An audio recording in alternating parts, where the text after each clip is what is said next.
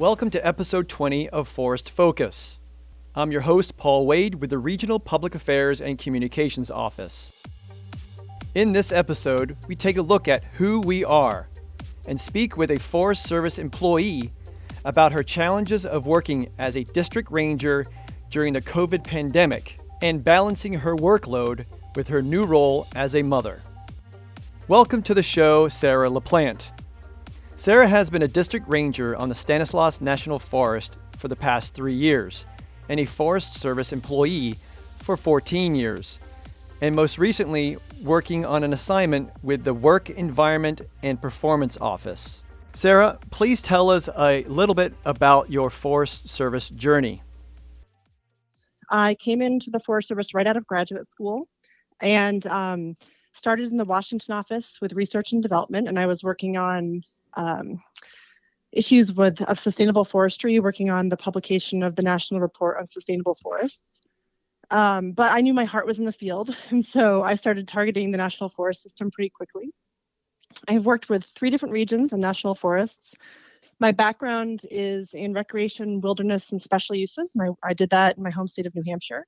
But I've been working for about 6 years as a line officer in California, and most of my time has been on either the Sierra National Forest or the Stanislaus National Forest. How did things change for you when COVID affected work starting in March 2020? So for me, March of 2020 was already a pretty crazy time. I had my first child in early 2020, and I was on maternity leave when COVID first kind of hit the United States and things started changing at work. I actually ended my maternity leave early and came back because I was pretty isolated in my house, and and there were a lot of things going on at work where I thought I could provide some good input. So I had a really clear, really specific plan for my maternity leave and how I was going to come back from leave with kind of rethinking my work-life balance with a baby. But COVID definitely threw a huge wrench in that. And so I worked with my supervisor and we adjusted on the fly. I came back a little bit early, obviously teleworking like most of us were, and just started helping kind of with that response for what our work was going to be like on the ground, how the public was going to interact with the forest. And so did that while I was teleworking, and then took a little bit of leave later on that year when it was COVID numbers were down and I felt it was a little safer to travel, because until, probably the first six months of my child's life, he hadn't met any other family. So I was able to take about 3 weeks off in late summer and take him back east to meet family. And what was it like teleworking as a virtual district ranger? I knew I was going to come back from maternity leave with very different priorities, and really it was going to be a struggle. I was really pushing it and performing, I thought, at my highest peak, right? When I went out and had my baby, and when I came back, I knew I was going to have to give a little bit and really kind of relearn what it meant to balance my work and my home life, and put a lot more emphasis on my home life. I'm an independent parent, so it's just me with my child, and so there wasn't going to be a lot of options to work late because I would have to pick my kid up from daycare. Weekends were gonna, it was just gonna be a big change, and so I knew that.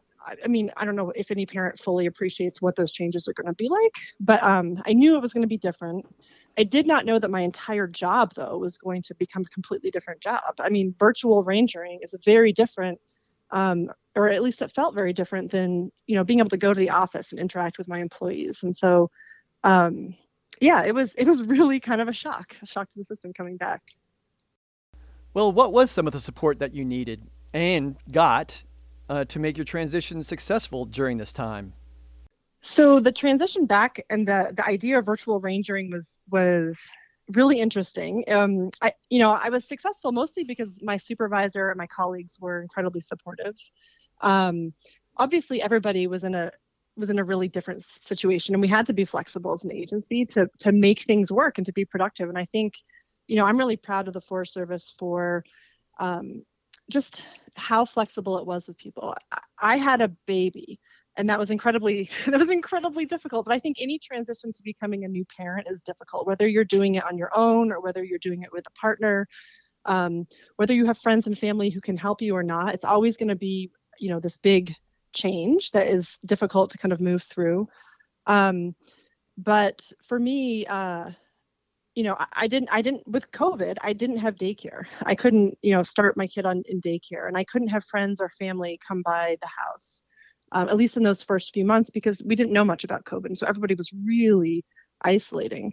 Um, so I would just really appreciate that my supervisor was willing to, you know, grant me flexibility in my hours, that my colleagues understood when I had a baby on screen on the camera, or if he was crying, if I had to go off camera to go pick him up from his crib. There was just a lot of compassion, and I am incredibly appreciative of that.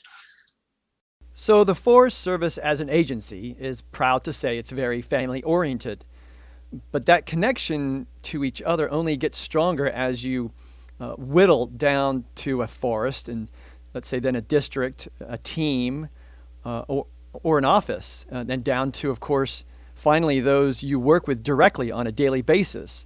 So beyond the technical, the flexibility, how was the support personally, morally?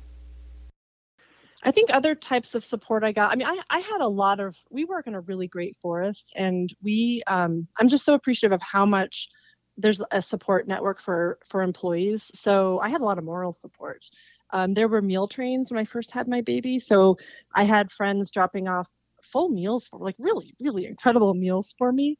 Um, I had, just people calling and checking in.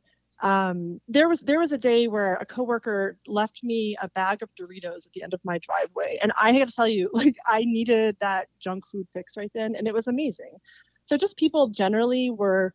I mean, people ran to the grocery store for milk for me. It was really, really nice, particularly when during COVID, I didn't always feel comfortable taking a tiny baby out in public, and so I did have a lot of support, and that was it was just a really nice reflection on kind of that idea of Forest Service family.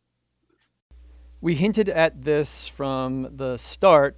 So now, can you tell us about the new assignment or detail that you have been involved with?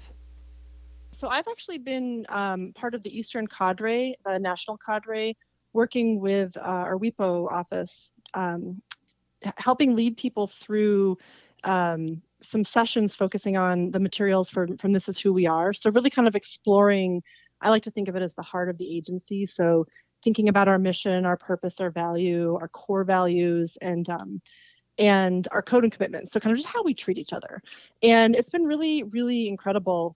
I've been able to, one for myself, just kind of reconnect to why I started with the Forest Service. Over the past 14 years, things sometimes get kind of bureaucratic, and so it's just been nice to kind of dive deep to that really central heart of who we are, and how I personally connect to it. And then also just talking to other employees from many different jobs, people I would never get to talk to from other regions, from ASC, from the Washington, just really, really diverse people across the agency, and talking to them about why they work for the Forest Service. And that's been really, really great. Another side benefit of it is that I have been able to work virtually. So right now I'm located in northern New Hampshire, and I'm during COVID, I have daycare provided by my parents. So my son is actually getting to really know his grandparents, which has been really, really amazing. Well, that is fantastic, and I'm sure your parents are ecstatic. So, to let the audience know some things, she mentions WIPO, which is Work Environment and Performance Office, and she also says something about ASC, which is our Albuquerque Service Center, and they're sort of like a human resources hub for the agency. Now, This Is Who We Are has been in development for over a decade. It's sort of going through phases. It's been evolving, and it's sort of like an engagement session. And I'm actually holding the booklet in my hand right now, and inside it has our values, our agency values, and it kind of sort of covers like who we are as an agency, how we treat each other, how we make our decisions, and how the public understands us. So extremely critical to put a stamp on the organization and give people a certain guiding light, if you will. So, Sarah, can you tell our audience what these values are that's in this booklet, and one in particular, for instance, how it relates to what we have been speaking about today? Sure. So the Forest Service's core values, there's 5 of them. It's service, interdependence, conservation, diversity, and safety.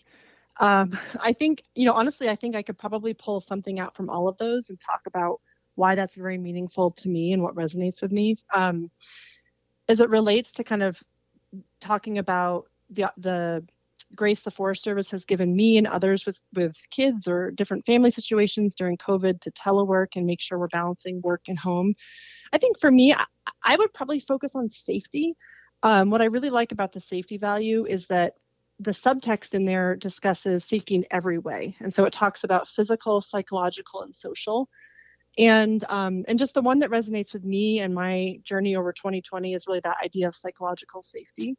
I spent 2020 with a newborn, a baby, and trying to do a virtual job. And I was, in a 1,000 square foot house with no friends or family able to come and help. And so it was really isolating. And I think if, I don't want to point out silver linings of COVID, but I think it really did kind of lay bare that need for everybody to kind of focus in on psychological safety. It's a need that's always been there with employees, but just the idea of how socially isolated people were, I certainly was. And so having people, reach out and just check on you, or having the opportunity to do some virtual assignments while I could co-locate with family, to me, that's just an incredible opportunity. And I'm really grateful that the Forest Service puts an emphasis on that.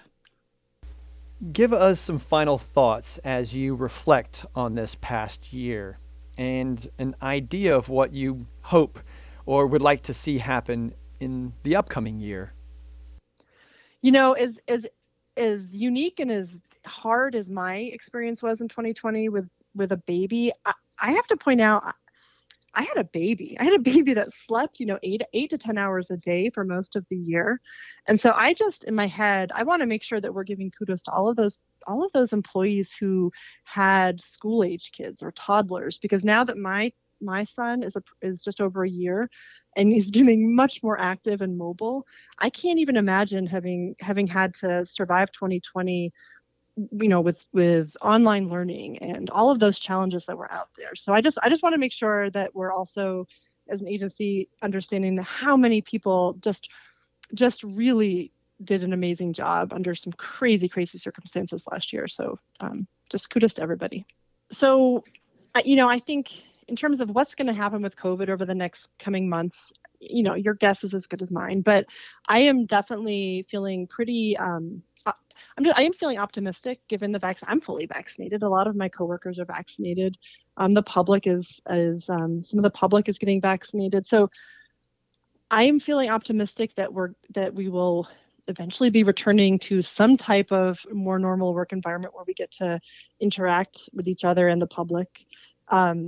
I know, for many employees, for most employees, I'm just going to focus on recreation, for example, because 2020, I work in a really heavily used recreation district, and it was a really difficult year. We had record numbers of people coming out to enjoy their public lands.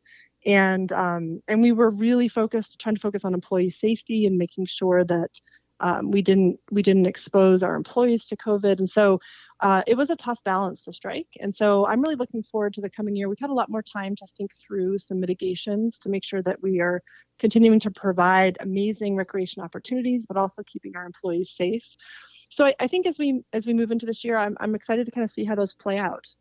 I have some employees who have been doing kind of virtual conservation education and interpretive programs, making sure that we have, our contracts in place, and just making sure that we're prepping as best we can for the public to come out and enjoy their public lands. And so, as every year, I'm always looking forward to summer because it's one of my favorite times of year. And so I think, that's what I'm looking forward to, making sure that that I get to also spend some time outside. I'm looking forward to showing my kid the world.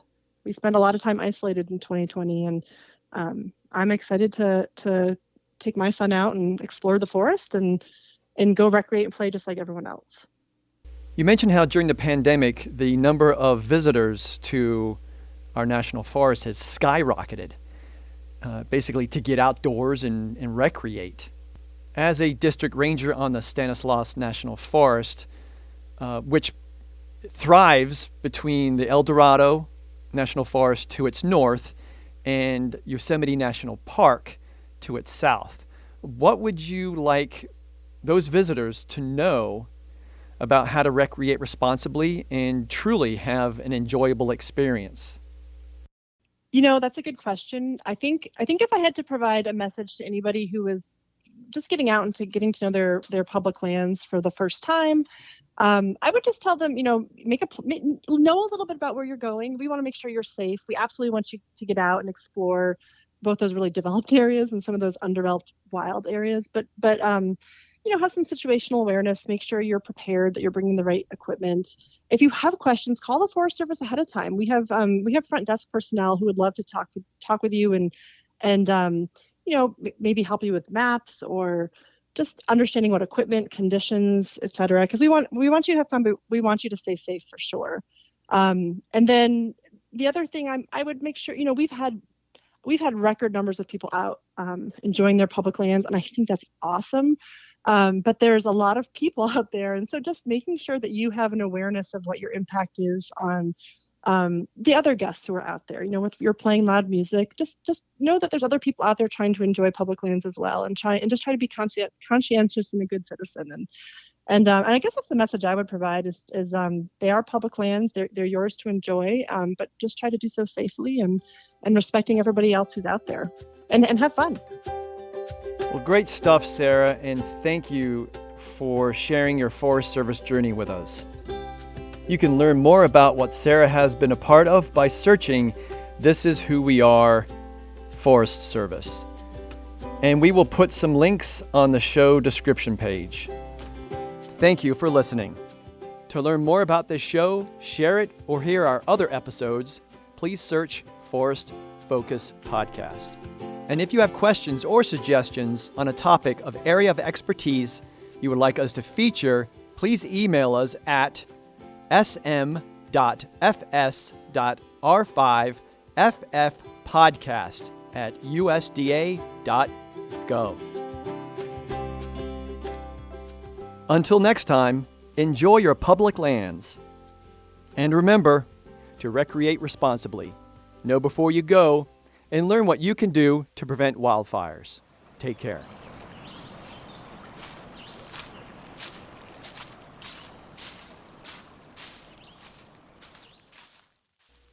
This podcast is sponsored by the U.S. Department of Agriculture, Forest Service, and USDA is an equal opportunity provider, employer, and lender.